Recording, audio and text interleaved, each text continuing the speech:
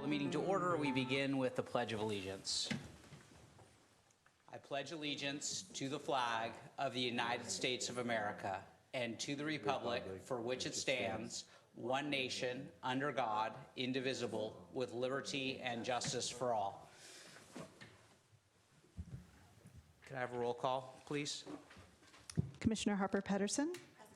Commissioner Gutierrez is absent this evening. Is he excused? He is excused. Commissioner Bergman. Present. Vice Chair Bradley. Here. Chair Silverman. Present. So the next item on the agenda is public comment.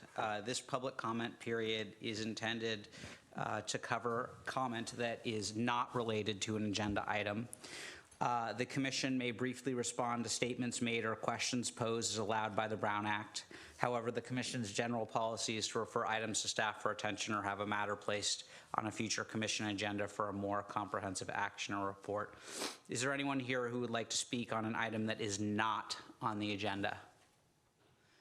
Seeing none, the next item is the minutes. Does anyone have any changes to the minutes? I don't have any changes. Nope. Mr. Bradley, is there a motion to approve? I'll move. Is there a second? Second. I will acknowledge Angela, Oh, thanks. even though I think she might have been like a tad bit slow.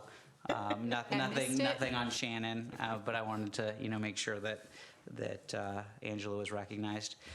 Can I have a vote, please? Commissioner Harper Pedersen. Yes. Commissioner Bergman. Yes. Vice Chair Bradley. Yes. Chair Silverman. Yes. Next up is a public hearing. I'll briefly read actually it's not brief. I'm just going to read the procedure for public hearing. Staff will present a report on the history, physical features, et cetera, on the application, followed with staff's recommendations. The applicant may make a presentation. Thereafter, interested members of the community may speak on the proposal. When all interested parties have had an opportunity to be heard, the hearing will be closed and no further discussion from the floor can be held. The commission will then consider the evidence and make its recommendation. If you challenge a public hearing item in court, you may be limited to raising only those issues you or someone else raised at the public hearing described in this notice, the public notice, or in written correspondence delivered to the city at or prior to the public hearing. Speakers should fill out a speaker's form found by the door and hand it to the recording secretary prior to addressing the commission. The speaker should come up to the microphone to speak since the meeting is being recorded. This will assist staff in preparing the minutes.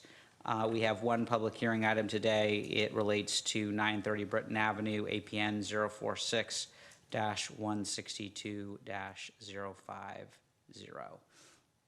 I'm guessing by your position that there is a staff presentation. There is, thank you. All right. Would you like to provide it? I would. Thank you. Okay. Thank you, Chair Silverman, Commissioners. My name is Andrea Martisich, Associate Planner. The item before you this evening is a proposal for 930 Britton Avenue. There are 3 actions this evening before the Commission. The first is for design review approval for an addition to an existing commercial industrial building. The second is a minor use permit request for off-site parking, and that would be an off-site parking agreement with 1030 Britton Avenue. And third is an approval of a transportation demand management or TDM plan. The project site is located at 930 Britton Avenue, as well as a portion of 1030 Britton. On the slide, you can see 930 Britton outlined in red, while the portion of 1030 Britton is outlined in yellow. Both properties are under the same ownership. The existing building at 930 Britton Avenue is vacant, and Polgus Creek is located at the rear of the lot. The entire site area is approximately 56,000 square feet. The site is currently developed with parking, the building itself, and some landscaping, with the exception of the actual creek itself. One thing I wanted to point out on this slide, you can see 990 Industrial located to the right of the project site. The reason I wanted to point this out is in 2006, the property owner of 990 Industrial and 930 Britton entered into a private shared parking agreement, as well as ingress and egress agreements. As a result, 930 Britton provides 10 parking spaces as shared parking to 990 Industrial. So through the report this evening, when I talk about parking, I wanted to point out that we are not counting those 10 spaces within any of the numbers. So we're basically ignoring them for purposes of parking calculations this evening to be more conservative. But I did want to point out that existing agreement. So the 57 spots do not include those 10? Correct, they do not include the 10. All right. The general plan designation for the site is general commercial industrial, and the zoning designation is GCI, also general commercial industrial. This designation allows for flexible uses such as retail service, office, research and development, and industrial. And the intent is to allow the maximum flexibility to allow the market to determine the best mixture of non-residential uses. Surrounding uses in the area are industrial, commercial, and a planned development site across Britton Avenue. The applicant is proposing to demolish a portion of the existing building, approximately 4,000 square feet, and on this slide, I've outlined in red the portion of the building that's proposed to be demolished. The proposal is to replace this with a new 3-story addition, approximately 14,000 square feet. This is a photograph of the portion to be removed, so it's that shorter portion that's mostly glass. The building further down is proposed to remain, and I have a close-up view of that. So that warehouse space is proposed to remain and be renovated.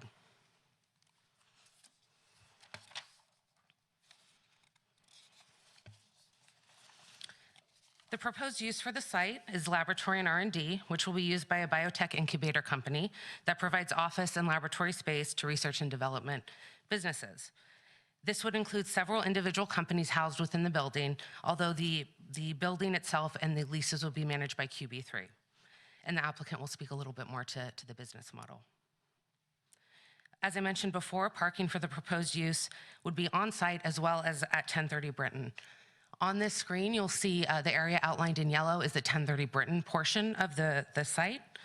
And I wanted to point out that even though they're 2 separate lots and parcels, the site design was really done with an eye to keeping it as one unified parcel. So you can see with the landscaping improvements, site improvements, and parking improvements, in person it will appear as one unified site.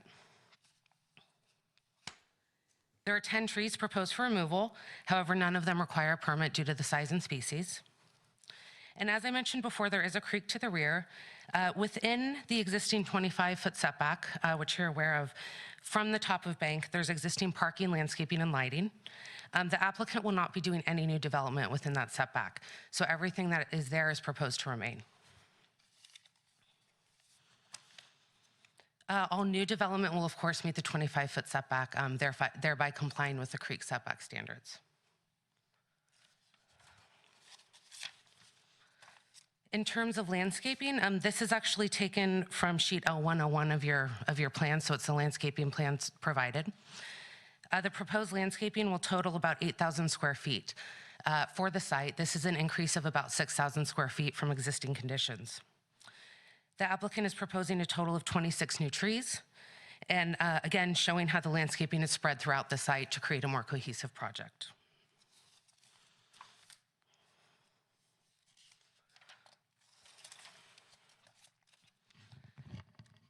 So in terms of the first entitlement for design review, just to review quickly the development standards, the height of the proposed project is 50 feet at the highest point, and that is at that tower element, which is where the elevator is.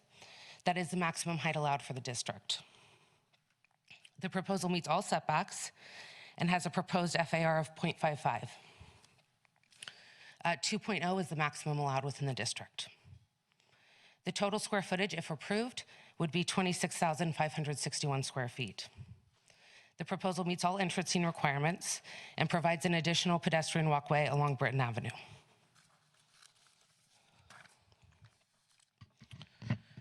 The proposed design is contemporary and utilizes a variety of materials to visually break up the massing of the building, as well as add architectural interest.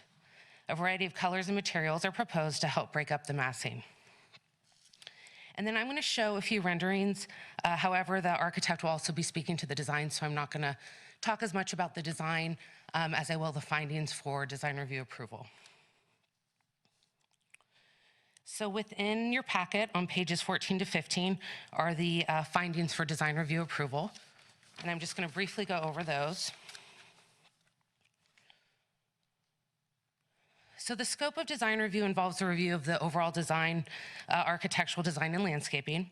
Staff finds that the proposal meets the findings because the proposal meets applicable zoning standards, meets and exceeds landscaping and parking, and utilizes materials that are internally consistent and support the proposed architecture.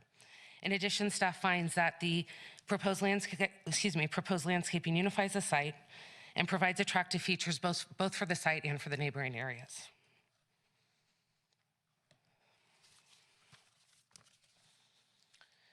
I'm going to go over the parking requirements. There's a comprehensive table in your packet on packet page 11, and this is a summary of that. However, I'd be happy to go into more detail if you'd like.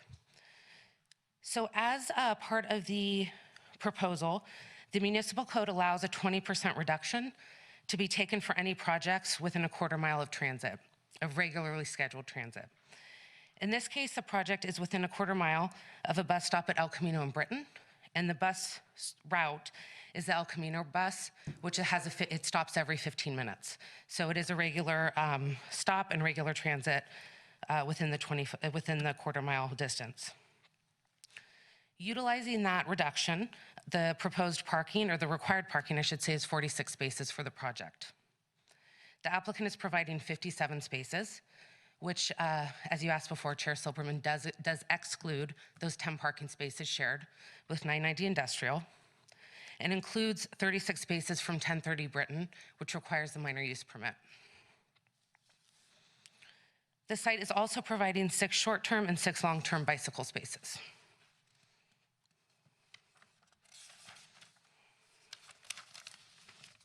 Let me actually go back one. So with the minor use permit, if approved, the total space is 7, where 46 are required, which also include 5 motorcycle spaces and 6 carpool van pool spaces. The second entitlement before you this evening is for the minor use permit for the off-site parking, and this is for the 36 spaces located immediately adjacent to 930 Britain. As I mentioned before, the site is under the same ownership as 930 Britain. On this slide, you'll see the entirety of 1030 Britain outlined in red, with the portion proposed for the minor use permit in yellow. The 36 parking spaces would be dedicated exclusively to 930 Britain Avenue. And in order to approve the minor use permit, there are several findings and criteria that must be met. These are outlined in detail within your packet on pages 9 to 11.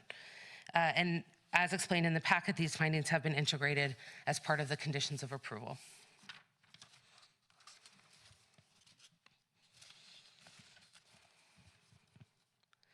The applicant has proposed a TDM plan, Transportation Demand Management Plan, as required by the municipal code. This is included as attachment 5 within your packet. The municipal code requires TDM as a way to reduce traffic and promote alternative transportation. The key TDM measures include a Caltrain Go Pass for employees, a bike share program, and that would be a dockless bike share program. So basically, not having specific docking stations for bikes. Clients can use an app to find them. And this sponsor will pay for transportation to and from Caltrain, as well as invite the dockless companies to drop off bikes on site. As we mentioned before, long-term and short-term bicycle parking, carpool and van pool parking, and participation in a future transportation management association.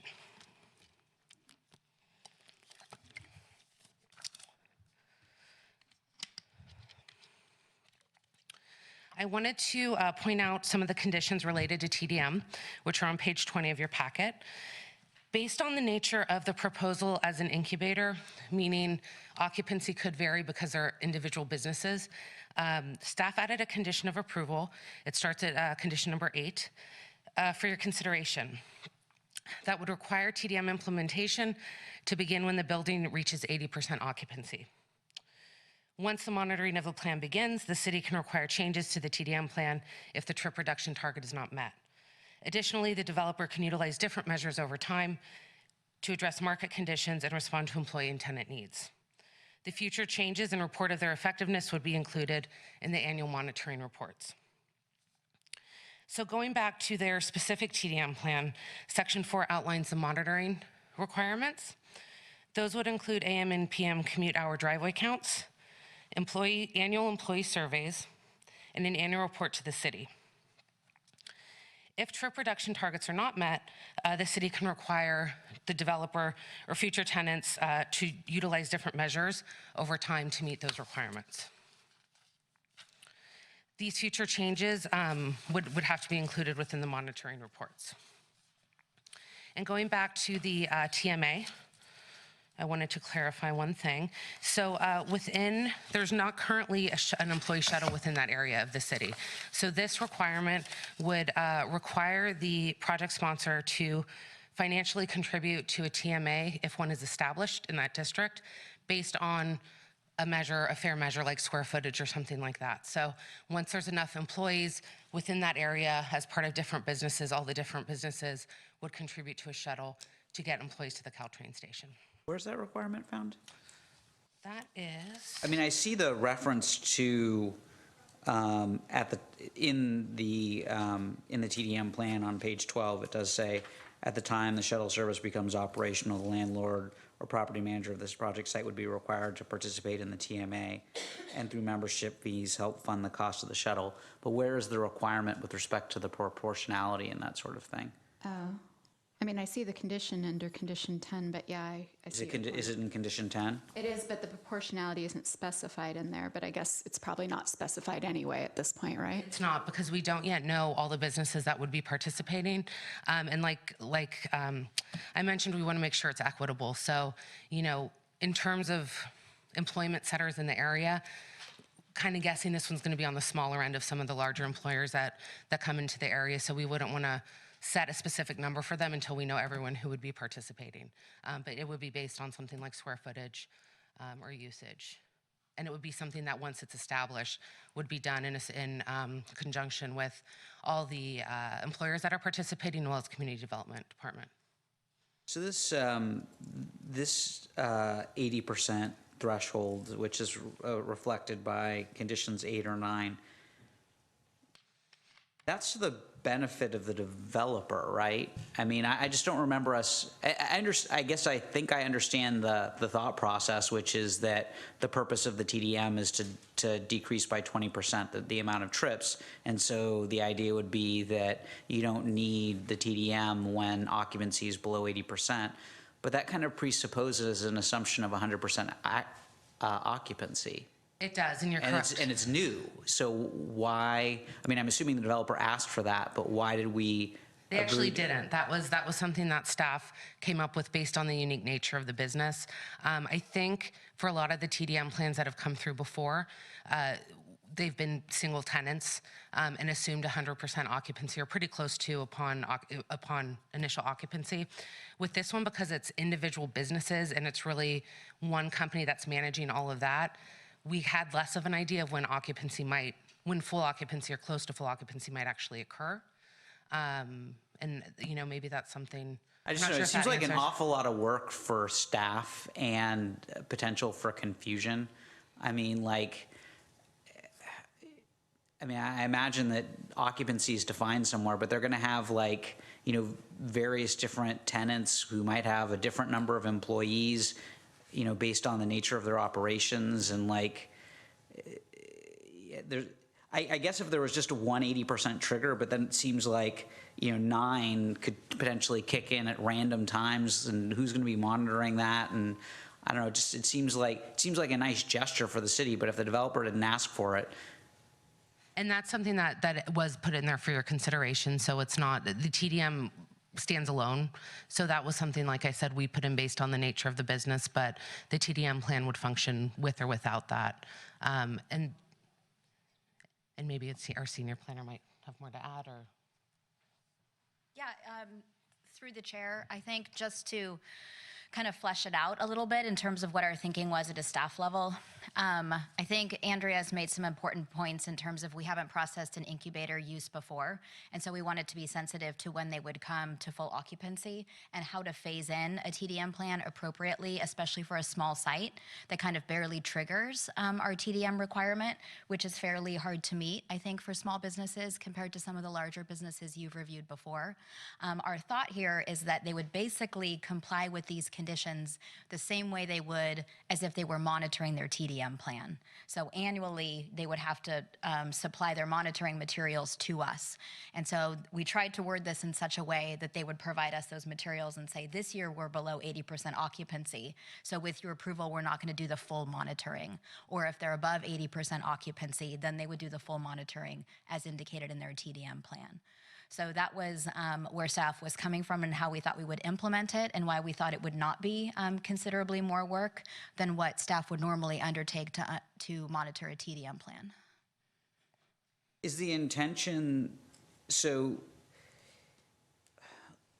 here's a hypothetical. So they reach whatever this mythical 80% is in year 2. TDM kicks in, they have to be providing transit passes for all of their employees. Then in year 7, their occupancy is down to 60%. Clearly under 9, they could request a waiver of the reporting requirement, but can they also stop providing transit passes to their employees?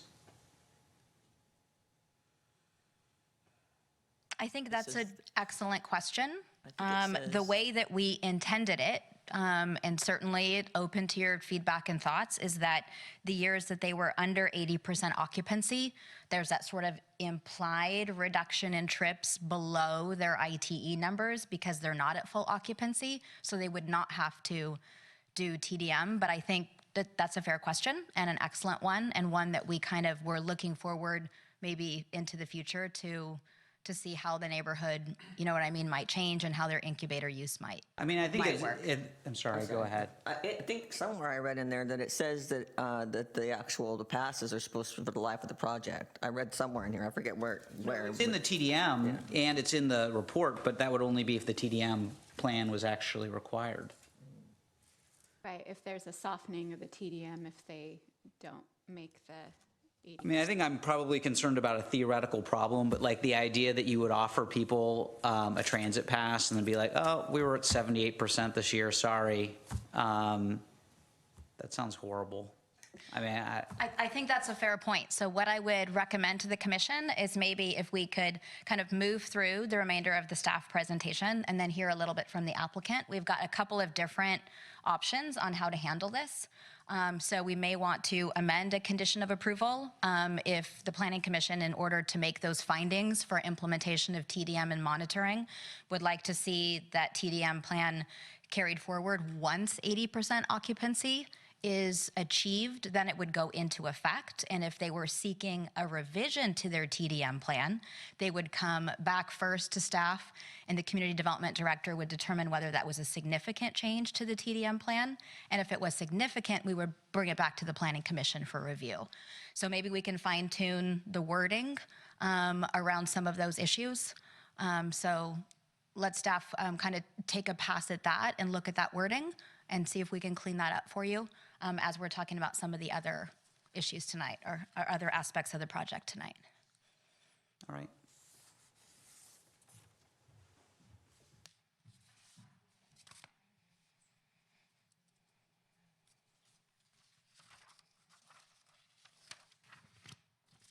Okay, in terms of general plan consistency, this is outlined on pages 13 to 14 of your packet.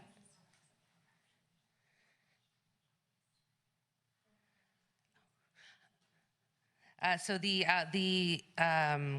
policies are outlined in detail on pages 13 and 14 of your packet.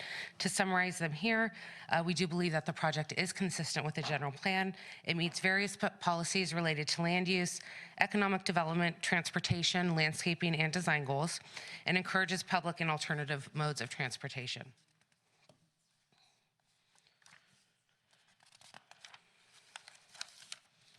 To give some background on the environmental review of the project, the scope was evolving pretty early on, and in the beginning was really focused on what was occurring within that creek setback.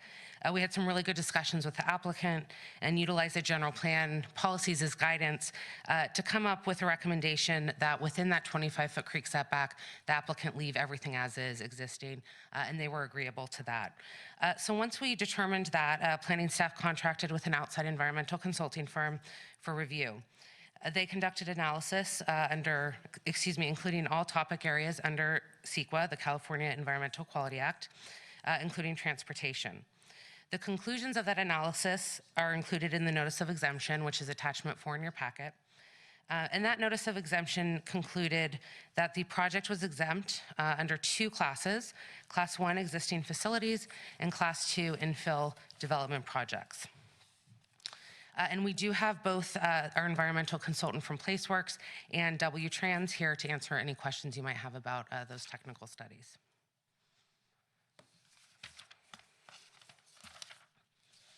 In terms of outreach, the applicant did a presentation to EDAC, our Economic Development Advisory Committee, who were excited to hear about the project and did have a few clarification questions. They also conducted outreach with 2 owners within a 300-foot radius. And the city did our standard notification of mailing and publishing in a newspaper. As a result of the applicant outreach as well as the city outreach, we have not heard from any interested parties or received any questions or inquiries about the project. Before I go into the final motion, I did want to point out on page 21 of your packet, which is the code compliance certificate, we are recommending a slight change or addition to one of the conditions of approval.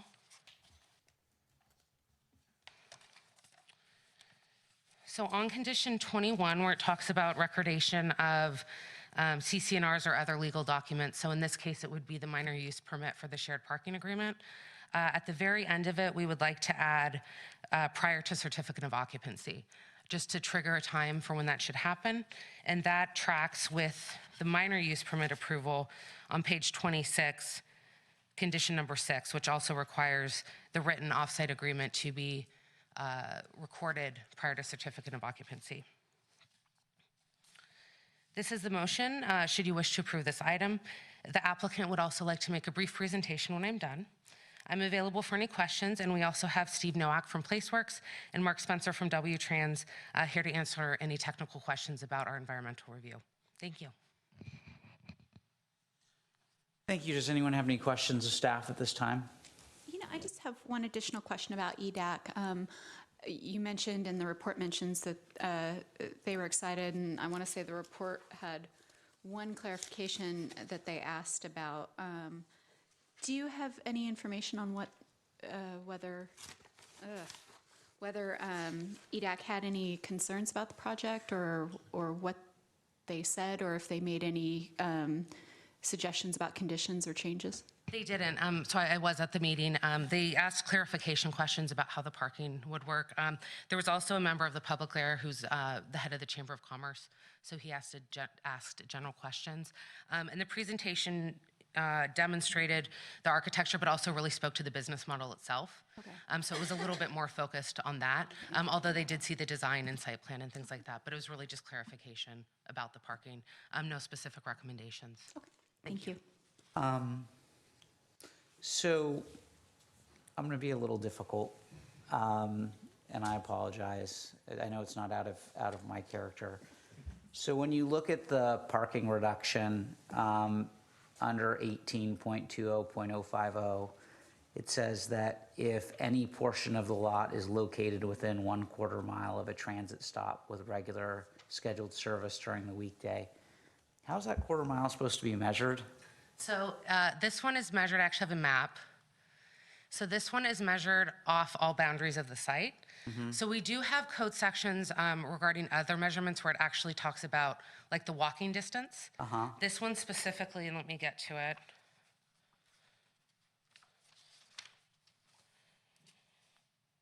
Says if any portion of the lot is located within 1/4 of a mile of a transit stop. So in this case, you can see the subject site is the darker pink color, and I don't. really have a way to do the laser, but the radius circle goes across El Camino, and that transit stop is right at the corner of Britton and El Camino, so it is within that circle, and it is measured as a radius from the boundaries of the site. All right. I mean, I'll make a general observation that I'm just speaking for myself. Yeah, I think it's unrealistic to believe that a large portion of these scientists are going to hop on the bus a quarter mile, or according to Google Maps, 0.3 miles walk from that building.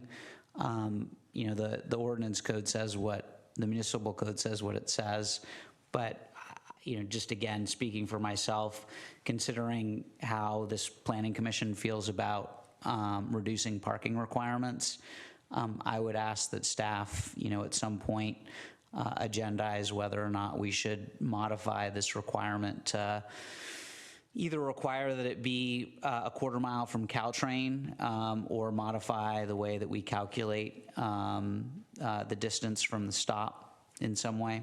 But that's, again, just my own personal request, and I recognize that the Muni Code says what it says.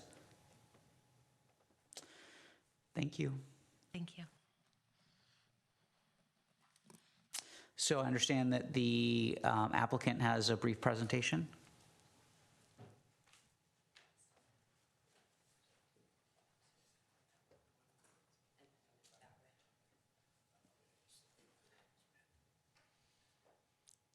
Good evening, Commissioners.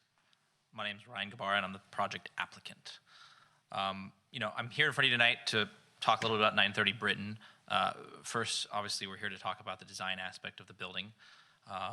And, you know, most notably, we've worked with MBH Architects on this design. We've been working on this design for about a year and a half, and been working with city staff for about a year of that year and a half to kind of refine the project to what you see in front of you today.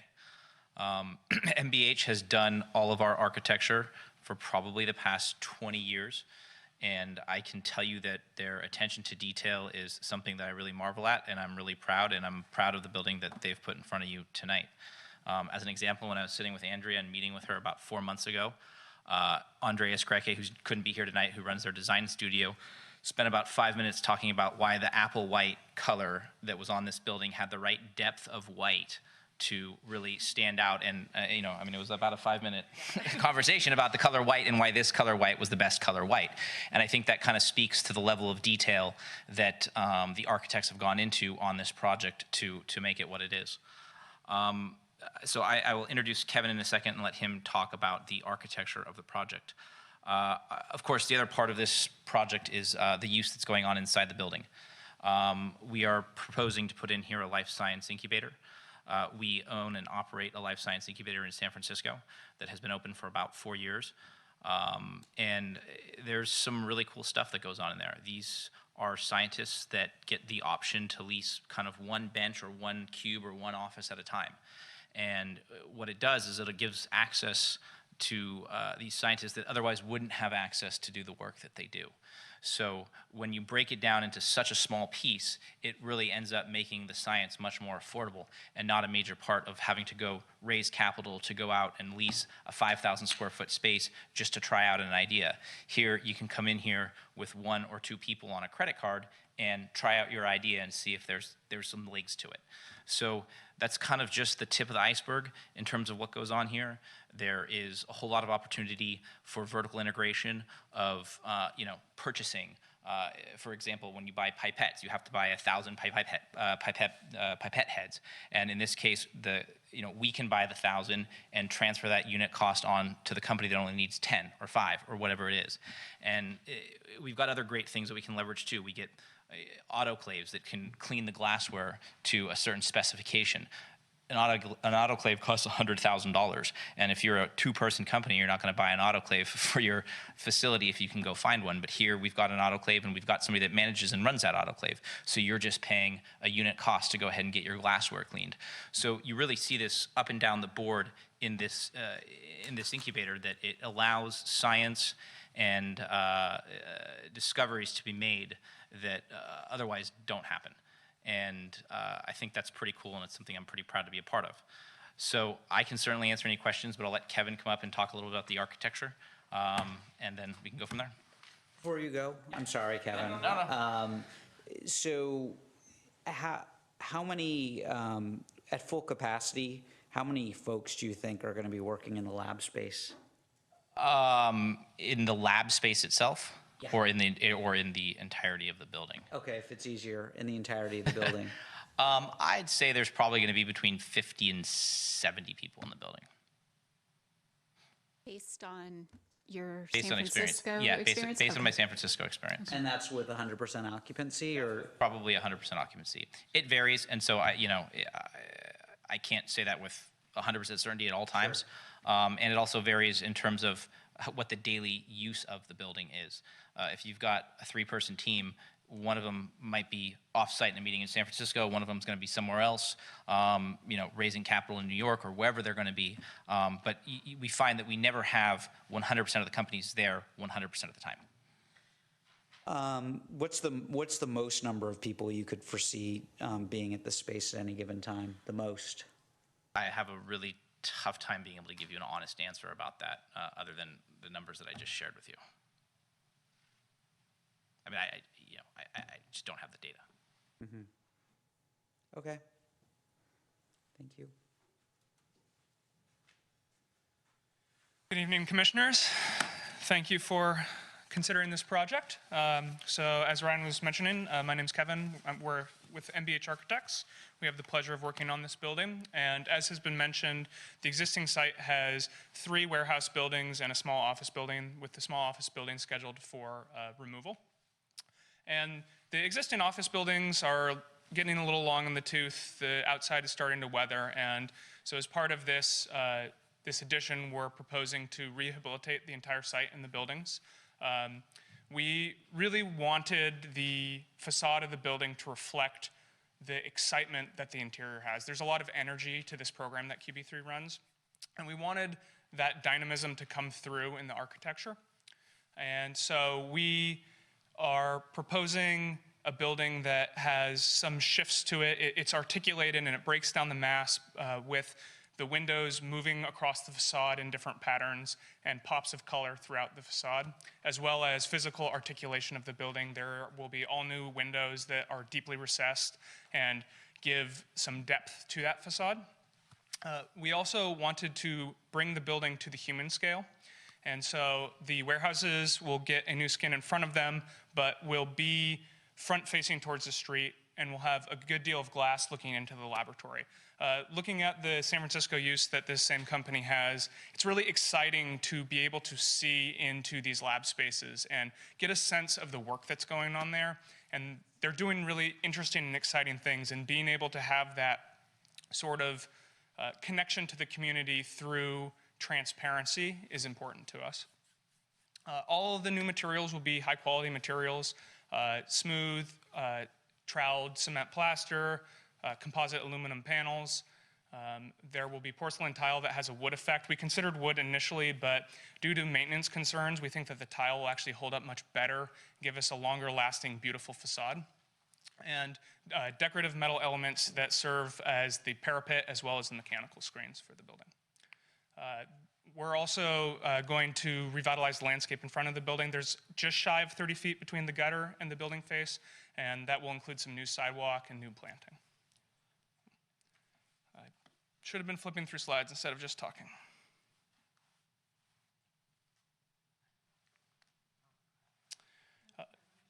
I got it to go, yeah. So this is a view from the warehouse corner. As you can see, the warehouses will receive a completely new skin along them, and it'll be the same materials that are in the 3-story office building, tying the 2 buildings together. And new awnings will give a sense of scale to the warehouses, as well as reach out and integrate a little bit more with that streetscape.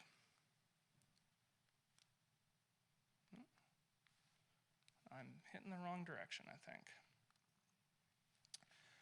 The building is proportionate to the buildings in the area. and all within the zoning ordinances for height and bulk. And this is a view down the street, more towards Old County Road, towards the building.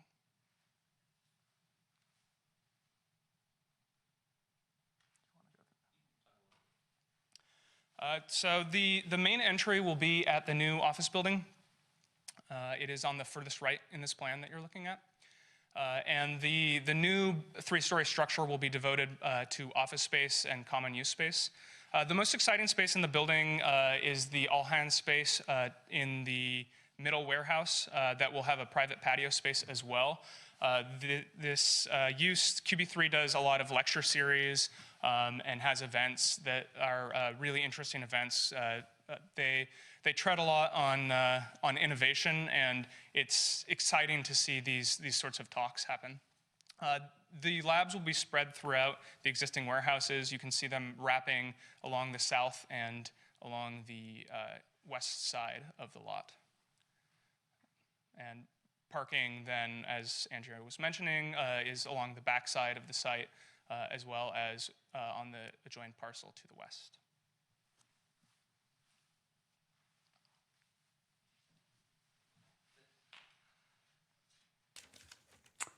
Thanks. Does anyone have any questions for the architect at this time? Yeah, I have a few. I don't know if you're the right person or not, but on the landscaping, I'm looking at the packet that's on L1.01. And if you look at the front, if I'm looking at it right, because it says Britton Avenue, there's 1, 2, 3, 4, 5, 6, 7. But the first slide that you showed, I don't think showed the trees coming as far east as this document, as the actual plans show. And there's nothing on there, but I assume that's just for rendering purposes. See how this whole front of the building shows here that there's no trees, but if you look at L1.01, it looks like there's more trees, which is good. That's what I'm sorry, that particular image? If you look at, what you're showing right now is one rendering, but if you look at our plans, there are like 7 going across here, and it looks like they're coming almost to the end of where this building is. So I'm wondering what's right. I mean, we're going to go by the plans, which means these trees would extend a little bit further in front of the building, right? I think that might be the nature of the view. Okay, that's fine, but I just want to make sure because... The plans are correct, yes. Okay, all right, that's good. The other thing is, and this might not be yours either, but I don't see anything with, are there any plans for electric charging stations? Yes, there are, good, and yeah. Okay, I wasn't sure of that. Yeah, I don't know if people are aware of it, but GM committed to going all off diesel on October 2nd. In 2018, they have 2 electric vehicles coming, and then by 2023, they'll have 18 more. So I think as a city, we might want to look at that as far as our zoning, because if we have like GM's doing 18 more electric vehicles in the next 5 years, I think that's going to change our requirements. So go ahead. So I was to say one of the things that we're actually going to do with this facility, and we did this up in 953 with respect to, we cover the entire roofs above the lab with solar. And on this building, we're actually not going to use a diesel generator. Instead, we're going to use the Tesla batteries to back up to be our e-power, which is kind of cool. Nice, yeah, that's nice. And then the last thing, and this is just personal. And you don't have to do anything with this, but I have such an aversion to that yellow because, back in 1975 to 78, that yellow was like on every piece of linoleum that was anywhere to be found, and it really gives me just like the creeps. So, I mean, I can't tell you to change the color, but it really, talk about. So I can tell you that we received a similar comment, and we studied this with great detail and actually toned down the yellow that was on this building at the request of the planning department.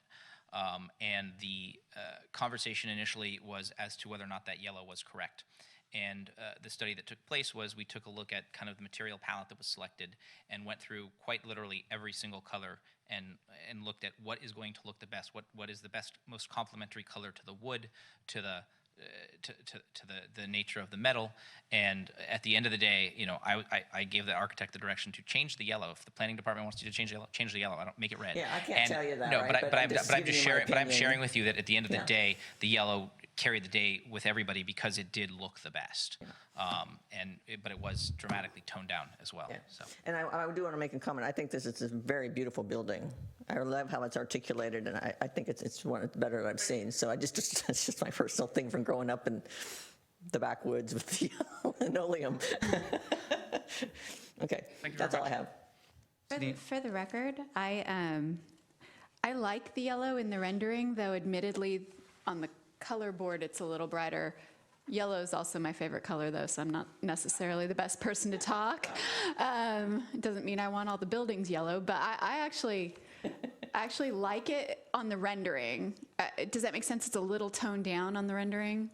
I think it, but I do. I like the building, and normally I have a pretty decent aversion to some sort to things that kind of jut up straight from the street, but for some reason that I can't explain, I like it. I think maybe it's the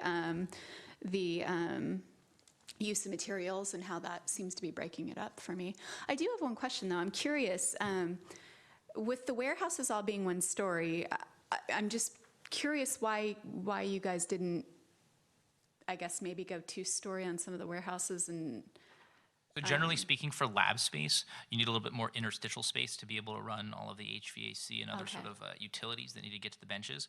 And so in the same way in San Francisco, above the lab space, we only have a one-story environment, but then the office space can be multi-story because we don't have quite the same amount of utilities in HVAC. that makes sense. Thank you. Any other questions for the applicant or the architect at this time? All right. Is there anyone here from the public who wishes to be heard on this item? Well, hello. How are you? Why don't you come on up?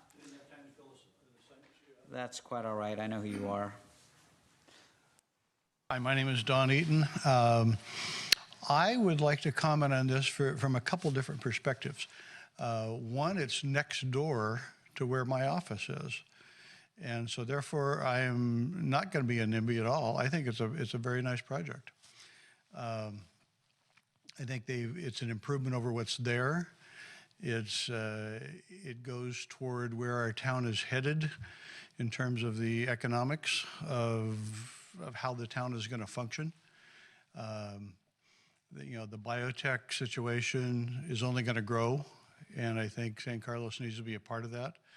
And having an incubator biotech situation in town with an established operator, if you will, is only a compliment to our town and what's going to happen there. It's a good location. They worked out some access issues with some easements with the adjacent property, which is the one I'm in, and that's fine, by the way.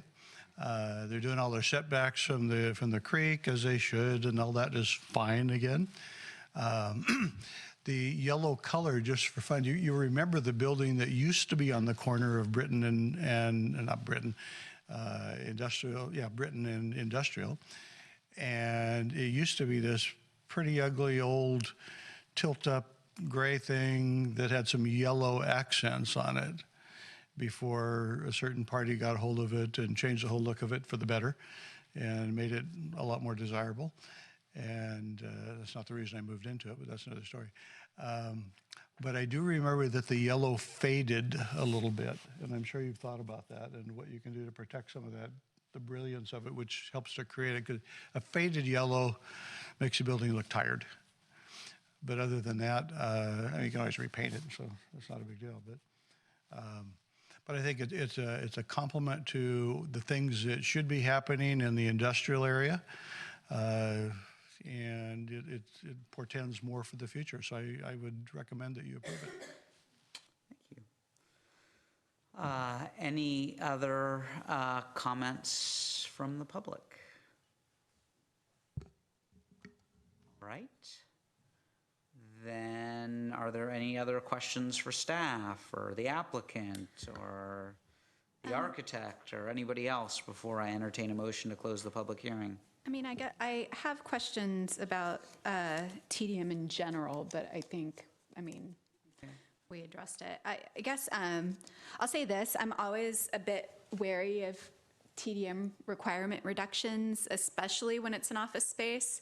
and then especially when we don't know the tenant who's going to occupy the office space. And however, I think it's clear that they meet the requirements as they stand. But I will say I am a bit hesitant about signing off on any potential future reductions, and maybe that's something where we can massage the wording to make that Yeah, I a mean, I'm little not, bit. I mean, I can be convinced by staff if they want to try hard, but I don't, I mean, a comment was made about this being sort of a borderline space for a TDM. Right. And a TDM is triggered at 10,000 square feet, and this is 23,000 square feet. So it's twice the size, 2.5 times the size as what's necessary to trigger a TDM. Right. And then when you talk about, I mean, I'm not a scientist or a mathematician, but like, you know, the idea that a TDM is supposed to decrease the trips by 20%, and therefore we should only require a TDM plan when it reaches 80% occupancy. That math just doesn't sound right to me, especially when you could need a TDM plan for a project that's half this size. So anyway, I can be convinced, but it depends on how important it is to the applicant and how hard the staff wants to work. I can say that in my experience in San Francisco, and this did not come up with the staff, Yeah. But I can say my experience in San Francisco is that once we've gone ahead and get this leased up, that it'll stay leased up. And so I don't have any sort of concern with that being changed in any sort of way, that once we lease it up. And frankly, if you want to just pick a date that says that this starts getting implemented, perhaps, you know, a year from the time that we get the certificate of occupancy, I'm fine with that as well. Yeah. If we want to just pick a hard date and just start that there, that's, again, my experience in San Francisco was that it took us, I want to say, like 9 months or a year to get fully leased up. So if we want to just pick a date. If it was a year from the certificate of occupancy or 70% occupancy, whichever happens first, would you be cool with that? Yes. All right. Yep. I think that's a good solution. Thank you for that. I think staff then would recommend that we just remove condition of approval number 9. Yep. And then alter modify condition approval number 8 to reflect the language that was just discussed with the applicant and with the Planning Commission.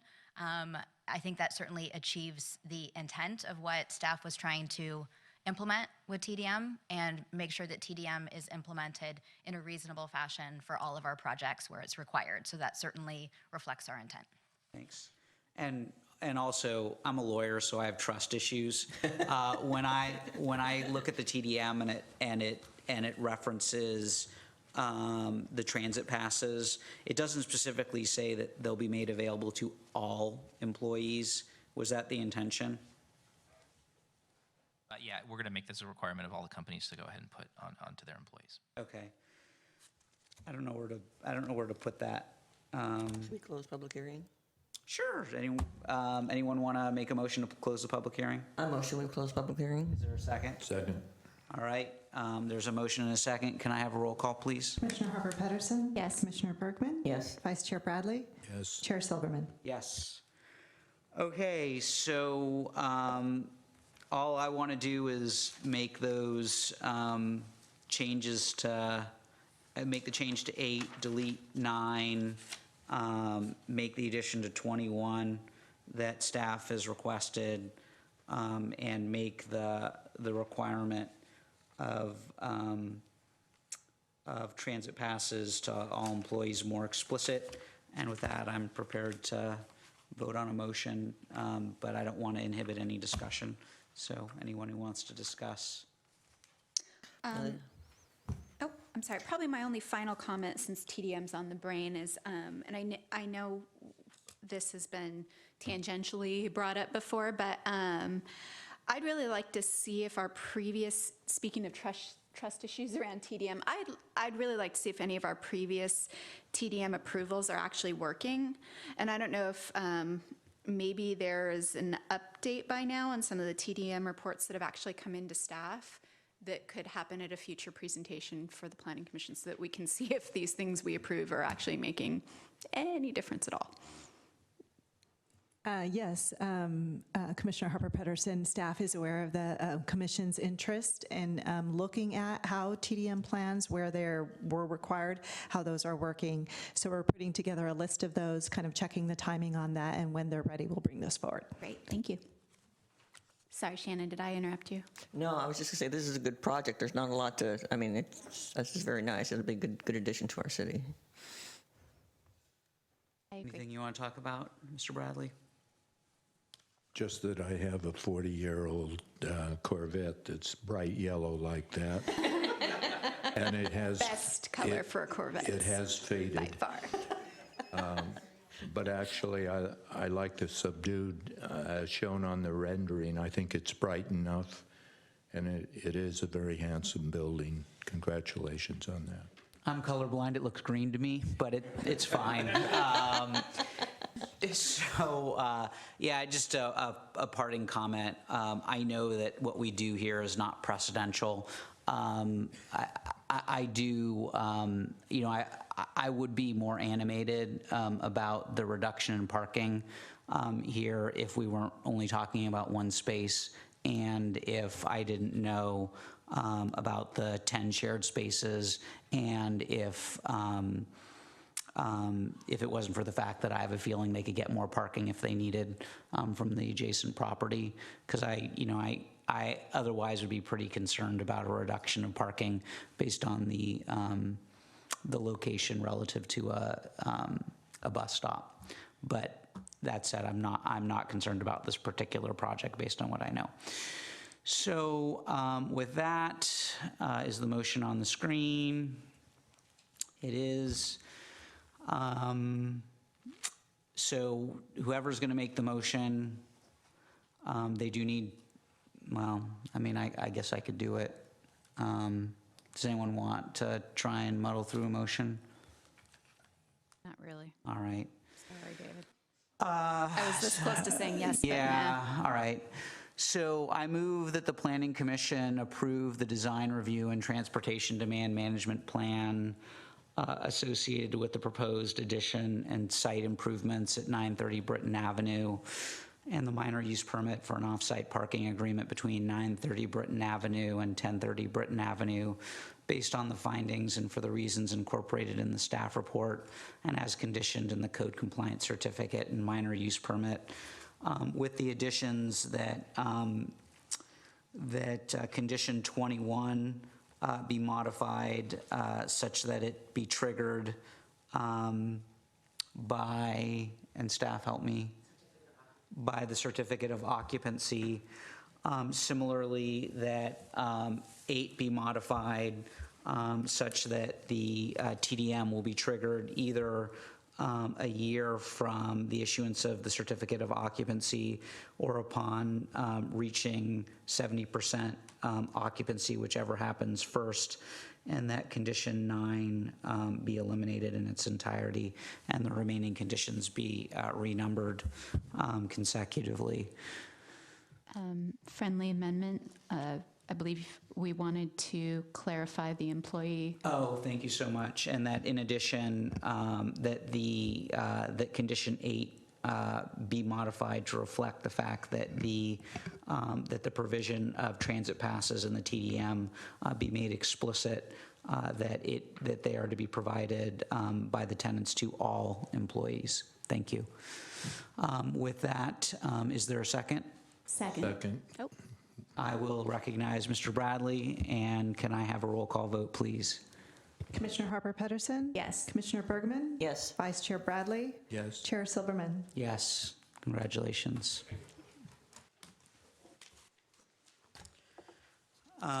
Moving on to item 7, reports on recent city council actions. I don't have anything to report in regards to recent city council actions this evening. All right. Moving on to item 7B, Planning Commission comments or reports. Nothing. Mr. Bradley, nothing. All right, moving on to 7C. I see that we have a letter on the days dated stamped, received December 13th from David Pollock and Betty Pollock regarding a project that is not before the commission. I know that we've received some emails on the same subject again. As far as I know, there's not even an application related to this yet. But I would ask that in the event that an application is made, if you would notify me, because I informed the applicants that the homeowners that I would endeavor to let them know if I found out about an application. Is there any other correspondence? None other than what was on the dais this evening. Thank you. Any planning staff comments, reports, and/or updates of current projects? Yes, I just have a little update for the Planning Commission regarding the Single Family House Advisory Committee and the progress that is being made towards working with the Citizens Committee on proposed code changes to the Single Family Residential Zoning District. The next meeting for the Shack will be this Wednesday, December the 20th. You guys are calling it the Shack? Well, that's the acronym. But That is awesome. Shack. Yeah, we like it too. So that committee will be meeting this Wednesday, which is December the 20th, here at City Hall, 6 p.m. This is a meeting that's open to the public. And one of the notable things about this meeting is that we've been working with this committee for quite some time, and we have reached a point where we have actually synthesized all of their comments on proposing some what we feel are meaningful code changes to the committee for their consideration. So on this Wednesday, they will actually be asked to respond to these revisions and provide us with input. Once we get through that with the Shack, and provided that they are agree and comfortable with these proposed code changes, we would then take them out before a much broader audience and hold a community open house, and with a lot of public announcement and awareness when this open house will be, when it will be and where it will be and all the details for that. But the idea is to really share that with the broader community before we move on to study sessions with the Planning Commission, and then eventually proceed with formal hearings with the commission, and then eventually to City Council. So we're kind of at a good point. We're at a really good point, and we'll see where this goes. But that meeting will be this Wednesday. And then just a couple of other administrative items. The next regularly scheduled meeting with the Planning Commission would be on Tuesday the 2nd, but that's the same day the staff comes back to City Hall after the furlough, which is December 25th. We're closed, and we won't be back until Tuesday the 2nd. So we're not having the RDRC or Planning Commission meeting on that night, and instead we'll resume our regular duties on Tuesday, January 18th. So again, that's a Tuesday because the Monday prior is a holiday. And I believe one of the items that we have on the agenda could possibly be 1040 Laurel, which is a mixed-use development right on the 1000 block of Laurel. And with that, I don't have any further reports or announcements other than to wish everyone happy holidays and a happy new year. Another year has flown by. Happy Thank you. holidays and Merry Christmas, everybody. Happy holidays. Meeting is adjourned.